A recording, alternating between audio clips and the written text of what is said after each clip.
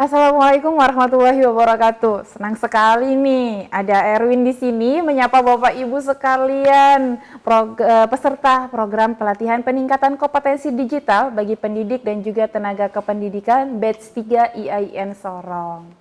Bapak Ibu sekalian, kalau seandainya Bapak Ibu sekalian nih kemarin sudah bersama dengan saya dan juga Pak Rabi Udin, bersama-sama kita menguatkan bagaimana kemampuan literasi di era digital, Bapak Ibu sekalian. Sekarang ini, hari ini, kita akan belajar bersama bagaimana keterampilan digital pegiat pendidikan. Nah, keterampilan apa sih ini sebenarnya materinya Bu Erwin? Nah, Bapak Ibu sekalian, bisa disimak di slide-nya Bapak Ibu sekalian. Saya mengajak Bapak Ibu sekalian nih untuk berpikir lagi.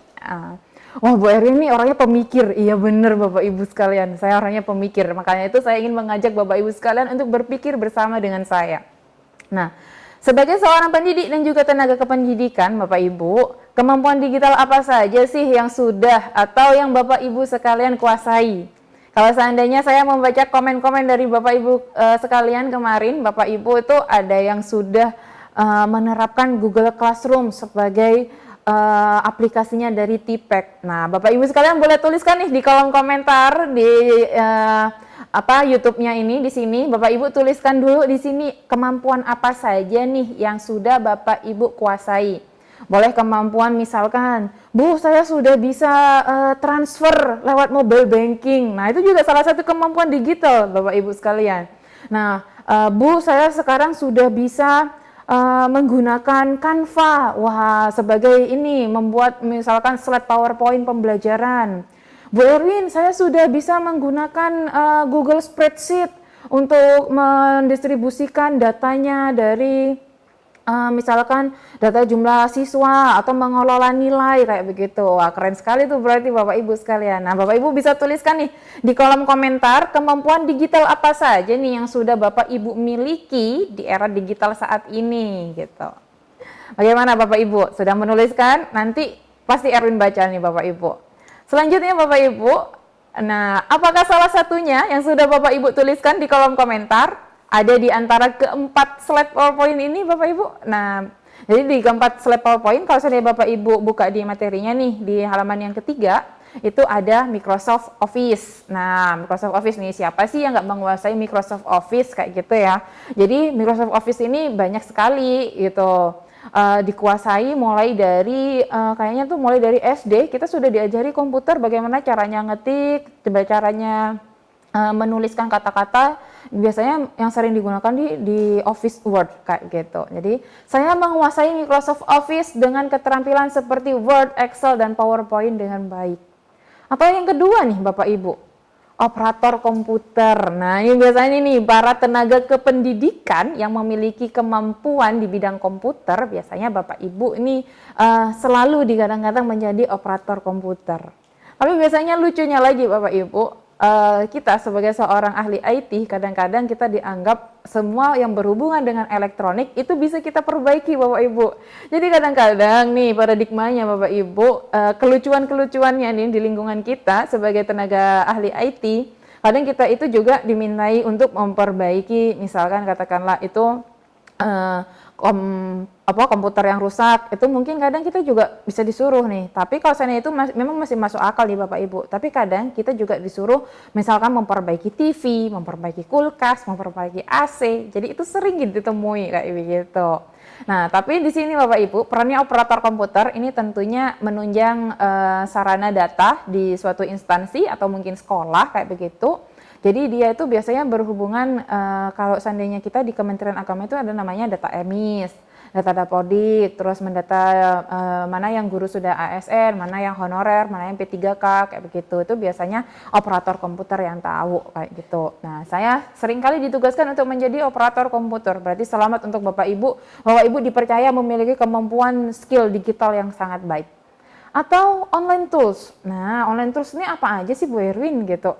Nah, jadi online tools di sini adalah saya pribadi yang gemar menggunakan chat, email, terus habis gitu Google Drive, terus dokumen, terus map, fotos kayak gitu. Nah, Bapak Ibu sekalian siapa yang hobinya jalan-jalan nih di rumah? Kalau seandainya Bapak Ibu sekalian hobinya jalan-jalan, suka mengeksplor tempat-tempat baru, pastinya di situ perannya dari Google Maps sangat sekali membantu Bapak Ibu sekalian. Mulai dari penunjukan tempat wisata yang epic, spot foto yang baik, sampai kuliner yang paling enak nih, semuanya tersaji di Google Maps. Jadi review-reviewnya dari orang-orang yang sebelumnya sudah berkunjung itu akan memudahkan kita untuk menemukan tempat-tempat baru yang epic yang tentunya kita nggak akan nyesel mengunjunginya, Bapak Ibu. Dan yang terakhir maksud saya Bapak Ibu adalah online banking nih. Jadi online banking ini saya paling menguasai nih bidang transaksi dan investasi secara online. Apakah Bapak Ibu sekalian ada yang menuliskan bahwa Bapak Ibu sekalian online banking di sini? Nah, jadi online banking di sini Bapak Ibu sekalian itu adalah salah satu skill pegiat pendidikan yang juga harus dimiliki oleh Bapak Ibu sekalian tentunya. Nah, Bapak Ibu sekalian, kita sudah berpikir, kita sudah menganalisa, sekarang kita apa sih Bu Erin 4 pilar literasi digital. Nah, kalau seandainya Bapak Ibu sekalian simak di slide, jadi 4 pilar digitalisasi pendidikan di era digital ini yang pertama adalah etika digital. Nah, kenapa etika digital itu penting? Bahwa kita sebagai manusia harus bisa menyesuaikan diri, berpikir secara rasional, artinya kita harus bisa berpikir secara sadar, mana yang baik dan mana yang buruk, dan juga kita harus bisa beretika dengan baik. Apa yang layak kita share, apa yang layak kita konsumsi pribadi, dan apa yang layak kita bagikan ke orang lain. Nah, itu menunjukkan etikanya dalam digital. Yang kedua, Bapak Ibu sekalian, adalah mengembangkan wawasan. Mengembangkan wawasan di sini tentang wawasan kebangsaan dalam berinteraksi. Nah, dalam berinteraksi dengan siapa Bu Erin? Bisa berinteraksi dengan lingkungan sekitar. Kalau misalnya kita sebagai seorang guru, berarti kita berinteraksinya dengan siswa Bapak Ibu. Atau mungkin dengan sesama rekan kerja di kantor, kayak begitu. Nah, jadi budaya digital itu harus kita bangun untuk membangun suatu wawasan kebangsaan dalam berinteraksi di ruang digital gitu. Jadi di ruang digital pun itu kita berbudaya secara digital, kita harus kembali kepada nilai-nilai luhur budaya di Indonesia, kayak gitu. Yang ketiga, Bapak Ibu sekalian, itu adalah keamanan digital. Nah, akhir-akhir ini sering sekali banyak pembobolan data-data pribadi. Keamanan digital ini kenapa sangat penting Bapak Ibu? Kita harus berhati-hati terhadap maraknya modus penipuan. Oleh karena itu, literasi digital itu sangat diperlukan. Jadi ini masuk sebagai 4 pilar literasi digital. Jangan sekali-kali Bapak Ibu mengikuti tren-tren yang terjadi di masyarakat tanpa tahu ilmunya terlebih dahulu. Jadi pelajari baik-baik. Jadi kayak kemarin Bapak Ibu ada trennya misalkan ini Ghazali yang dia itu setiap harinya memfoto dirinya sendiri, lalu dia upload di platform NFT begitu, akhirnya dari foto-fotonya itu dibeli secara NFT begitu, akhirnya menghasilkan cuan hingga miliaran. Karena cuan hingga miliaran, akhirnya kita tanpa tahu ilmunya terlebih dahulu, tanpa tahu informasinya terlebih dahulu, kita coba-coba mengupload KTP kita di NFT. Nah, itu sudah sangat melanggar aturan atau dari segi keamanan digital. Dari segi keamanan digital kita sudah memberikan celah untuk para istilahnya itu pengguna digital secara negatif ya Bapak Ibu untuk bisa memanipulasi data diri kita. Jadi jangan sampai kita itu berdigital tapi tidak mengamankan diri kita sendiri kayak gitu. Dan yang terakhir Bapak Ibu adalah keterampilan digital. Memahami perangkat keras dan juga lunak atau teknologi informasi, komunikasi serta sistem operasi digital itu mutlak diperlukan saat ini Bapak Ibu. Kenapa? Karena lingkungan kita menuntut kita untuk mobile. Lingkungan kita menuntut kita untuk kita bisa bekerja dengan cepat, dengan instan, dan juga hasilnya bagus. Oleh karena itulah kita dituntut harus memiliki keterampilan digital. Selanjutnya Bapak Ibu, sebenarnya apa sih digital skill itu? Menurut UNESCO di tahun 2018, digital skill ini didefinisikan sebagai sebuah range of abilities. Jadi suatu kemampuan atau suatu kerangka kemampuan di mana menggunakan device digital atau menggunakan suatu perangkat secara digital. Nah, di situ juga ada communication application. Jadi bagaimana selain kita menggunakan device, kita juga harus bisa menggunakan komunikasi. Nah, dan yang terakhir adalah network. Network to access and manage information. Bagaimana kita menjalin suatu hubungan dan juga mengakses suatu informasi secara digital. Itu adalah digital skill. Lalu apa yang bisa dihasilkan dari penguasaan keterampilan digital? Banyak Bapak Ibu. Kalau seandainya Bapak Ibu perhatikan di slide yang sudah saya bagikan di situ Bapak Ibu.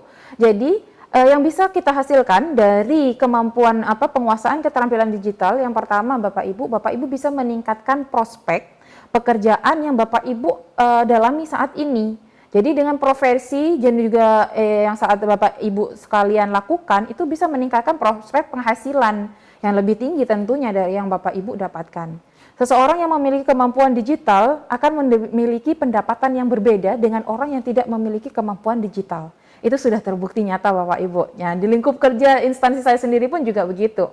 Kemudian Bapak Ibu, para ahli itu sudah memperkirakan, jadi makin banyak pekerjaan untuk orang-orang yang keterampilannya itu digital mumpuni.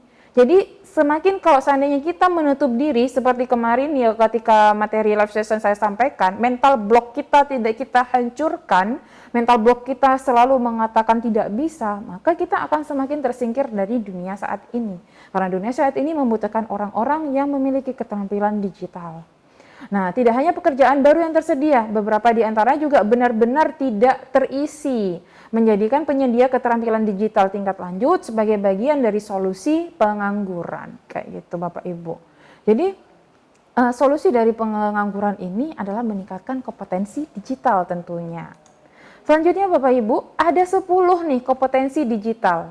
Yang pertama, Bapak Ibu harus memiliki kompetensi mengakses. Bagaimana Bapak Ibu mengakses konten, mencarinya pakai Google, pakai Bing, menggunakan Yahoo, atau menggunakan kalau ekstensinya bisa Chrome, Mozilla Firefox, Internet Explorer. Nah, banyak sekali ya Bapak Ibu di situ adalah kemampuan yang mengakses. Kemudian lanjut Bapak Ibu, kalau kita lihat jalurnya di situ di nomor 2 adalah kemampuan menyeleksi. Ketika Bapak Ibu bisa mengakses, misalkan Bapak Ibu ingin mencari katakanlah resep rendang, kayak begitu ya Bapak Ibu ya.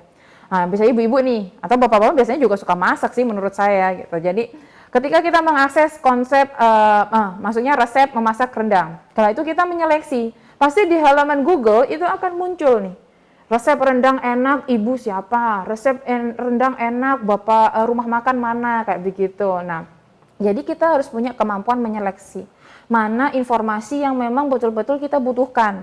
Kalau seandainya kita nggak butuh, berarti nggak usah dipakai.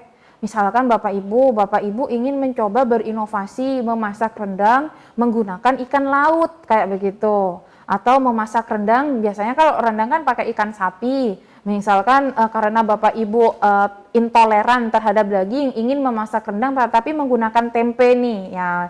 Nah, jadi gimana ya? Maka Bapak Ibu harus bisa menyeleksi informasi itu, informasi mana yang Bapak Ibu butuhkan dan abaikan yang tidak Bapak Ibu butuhkan. Selanjutnya Bapak Ibu, kemampuan literasi digital selanjutnya adalah memahami, pelajari dulu. Oh, kalau seandainya mau bikin rendang, resepnya pakai ini bahan dasarnya itu adalah tempe, kayak begitu.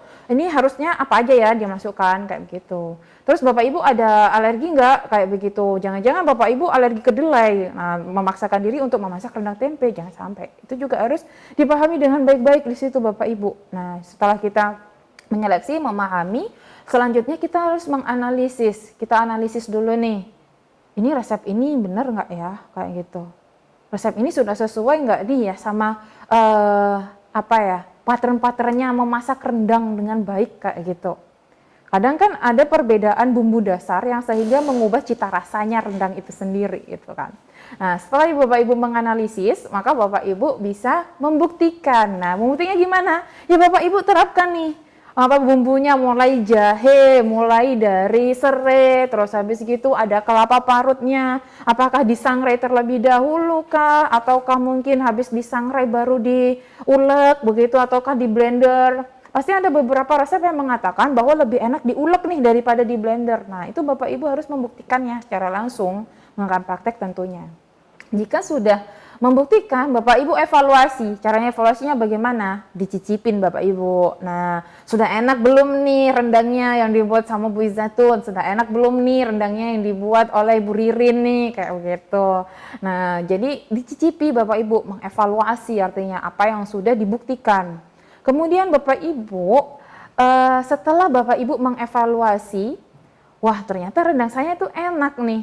Sayang nih kalau seandainya nggak di-share dengan orang lain. Sayang nih kalau orang juga orang seperti saya yang intoleran terhadap daging nggak tahu resep seenak ini gitu. Nah, barulah Bapak Ibu bisa mendistribusikannya. Jadi literasi itu adalah sesuatu distribusi. Distribusi yang mengalami proses 1 sampai 6 tadi baru ke 7 distribusi nih. Nah, distribusikan.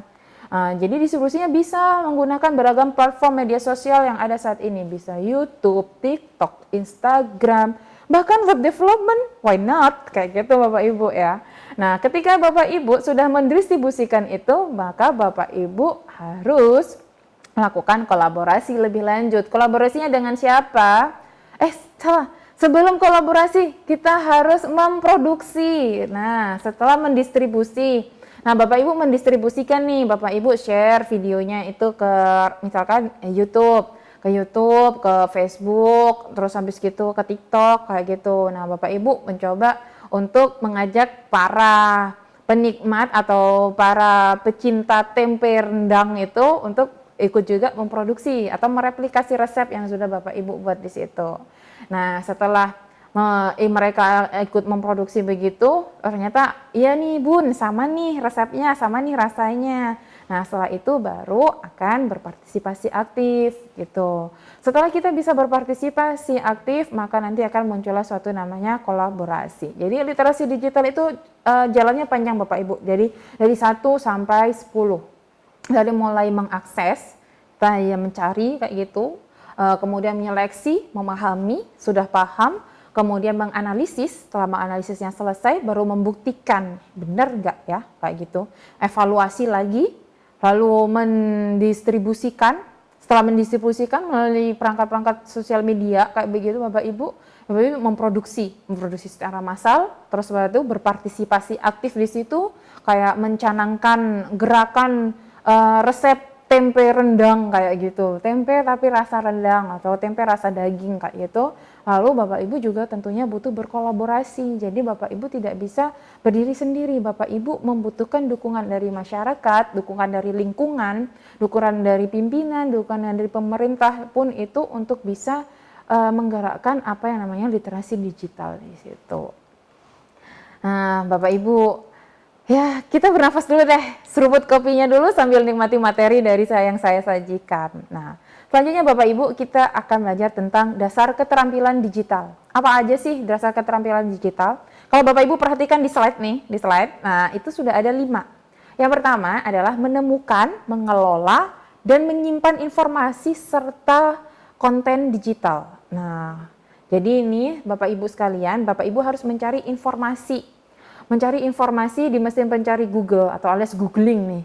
Tanya sama Mbak Google, biasanya katanya kayak begitu. Mencari informasi itu jadi banyak ya Bapak Ibu, bisa melewat Yahoo Mail, bukannya. Maksudnya bisa pakai Yahoo, bisa pakai Bing, bisa menggunakan Chrome, bisa menggunakan Mozilla Firefox, bisa menggunakan kalau HP-nya Xiaomi ada Mi Browser di situ, atau kalau misalkan HP-nya iPhone di situ juga browsernya juga ada tuh yang khusus dari iPhone kayak begitu. Nah, yang kedua Bapak Ibu, dasar keterampilan digital yang perlu Bapak Ibu ketahui adalah berkomunikasi, interaksi, kolaborasi, berbagi, dan terhubung dengan orang lain. Jadi, kita must be connected.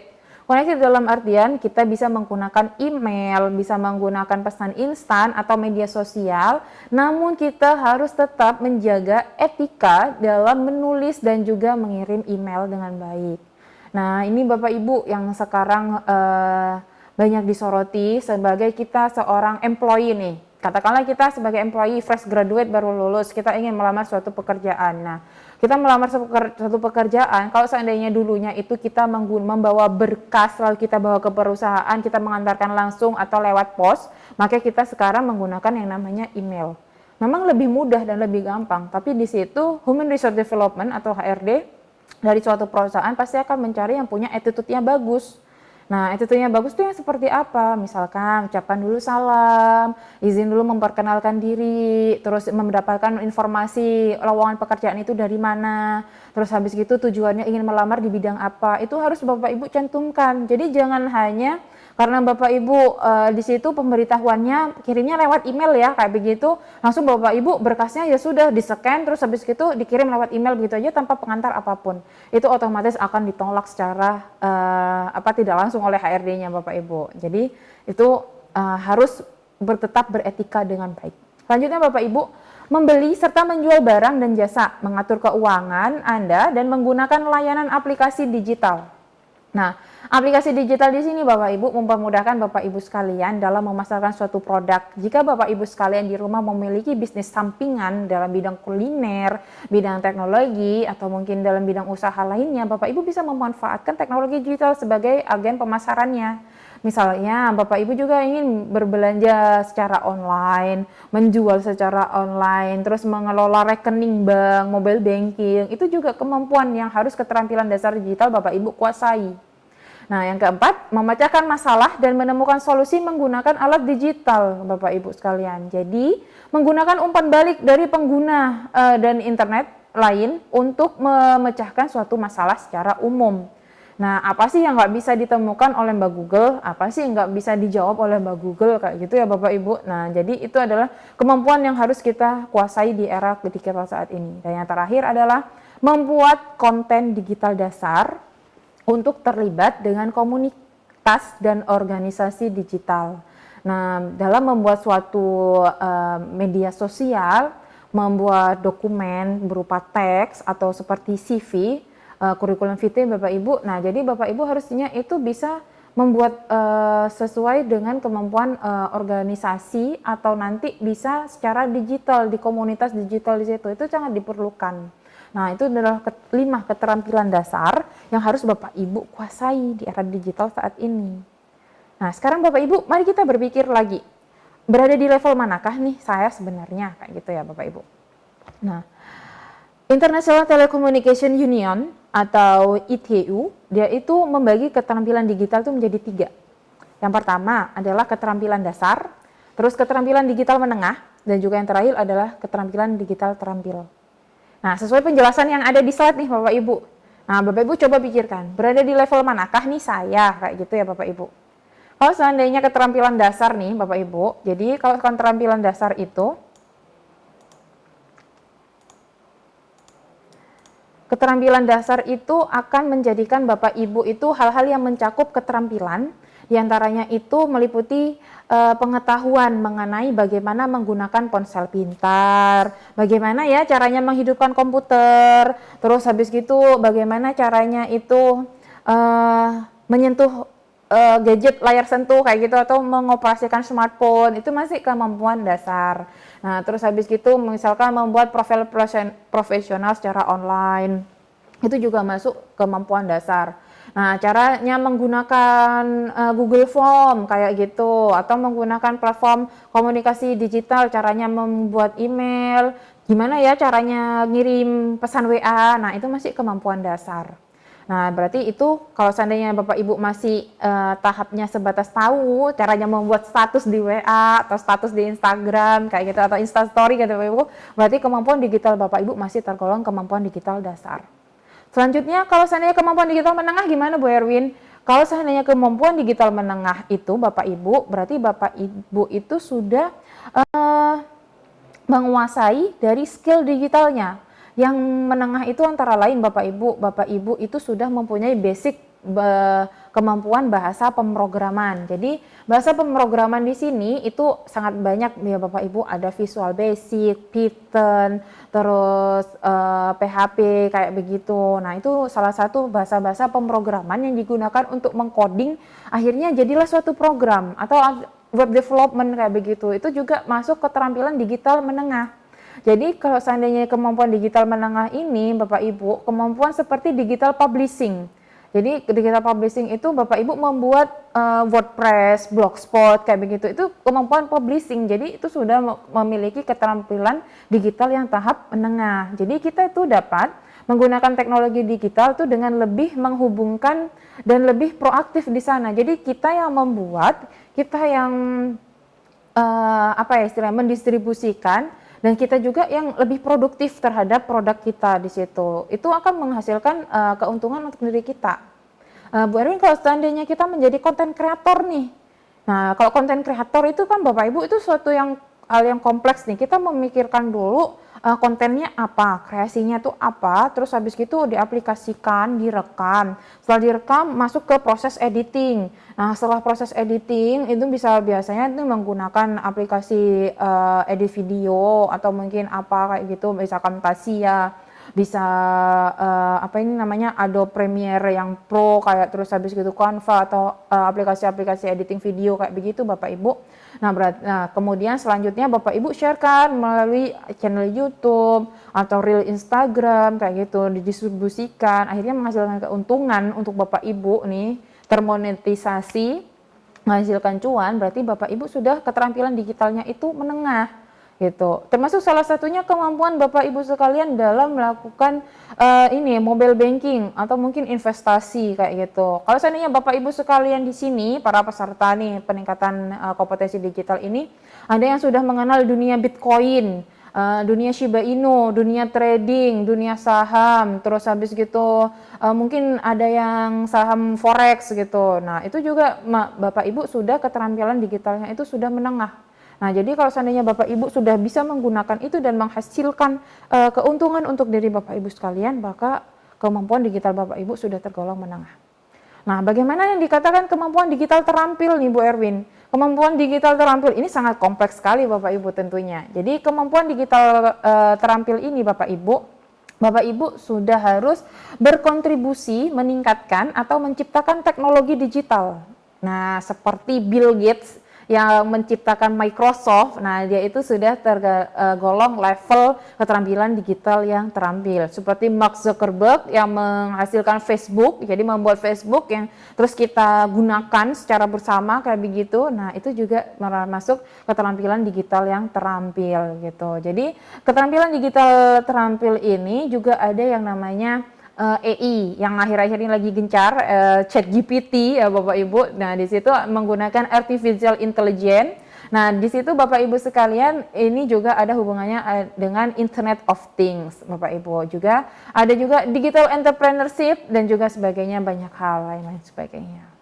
Nah, masih semangat literasinya Bapak Ibu sekalian? Oke, menemani hari-hari Bapak Ibu sekalian, apa saja sih Bu Erwin kunci suksesnya di era digital? Apa yang harus dilakukan pendidik dan juga tenaga kependidikan di era digital saat ini? Pertama Bapak Ibu itu harus kreatif dalam kegiatan belajar mengajar. Bapak Ibu jangan menjadi seorang pengajar atau seorang guru yang monoton. Bapak Ibu itu harus kreatif, Bapak Ibu itu harus mencari peluang bagaimana caranya agar siswa itu tertarik dan memahami kompetensi yang akan Bapak Ibu ajarkan. Caranya bagaimana? Maka Bapak Ibu harus mengembangkan suatu metode pembelajaran yang interaktif dan menyenangkan melalui games, melalui permainan, ice breaking, terus menggunakan metode-metode yang juga atraktif dan inovatif. Jadi selain kognitifnya itu bekerja, tapi psikomotoriknya itu juga gerak. Nah, itulah kegiatan pembelajaran yang istilahnya menarik bagi siswa. Kemudian Bapak Ibu sebagai seorang inovator pembelajaran. Nah, sebagai seorang inovator pembelajaran, maka Bapak Ibu sekalian harus berhasil memanfaatkan peluang menghasilkan gagasan yang ada untuk dikembangkan. Nah, selanjutnya Bapak Ibu sekalian harus mencari contoh yang relevan. Nah, materi yang interaktif itu akan membuat siswa itu lebih mudah mencerna apa yang ingin disampaikan kayak gitu. Jadi harus contohnya. Jangan sampai Bapak Ibu kita menjelaskan tentang gajah, tapi yang dimunculkan kepada siswa itu adalah gambarnya kuda. Nah, memang sama-sama nih kakinya 4 Bapak Ibu, tapi fisiknya beda. Nah, jadi Bapak Ibu harus memberikan contoh yang relevan. Jika Bapak Ibu ingin menjelaskan gajah, maka tampilkanlah visualisasi tentang gajah, begitu. Dan kemudian terakhir Bapak Ibu harus terbuka akan perubahan teknologi dan informasi. Jangan pernah sesekalipun menutup diri dan tidak ingin mempelajari hal baru. Jangan jadikan mental block Bapak Ibu itu sebagai penghambat atau penghalang diri Bapak Ibu sekalian dan menjadi seorang pendidik. Nah, jadi menjadi pendidik dan juga tenaga kependidikan itu harus memahami teknologi yang sifatnya saat ini dinamis gitu. Bisa jadi kalau seandainya saat ini lagi ngetren kita pakai Google, setelah adanya lahirnya ChatGPT seperti rumor yang diberikan, orang akan berpindah semuanya ke ChatGPT. Gitu. Orang akan mulai bosan dan meninggalkan Google dan berpindah ke ChatGPT. Seperti halnya era perkembangan dulu Bapak Ibu, ketika awal mula BBM, semua orang menggunakan BBM, bahkan harga ponsel BlackBerry itu sangat meningkat tajam penjualannya. Tapi saat ditemukan yang namanya WhatsApp, Facebook, terus habis gitu ditemukan lagi pesan instan, Google punya email kayak begitu. Akhirnya BBM tergantikan. Nah, jadi Bapak Ibu harus membuka diri. Selanjutnya Bapak Ibu, kita istirahat sejenak nih. Mohon izin minum dulu nih, boleh nih ya Bapak Ibu. Jadi pembelajaran yang menarik itu nggak harus monoton Bapak Ibu.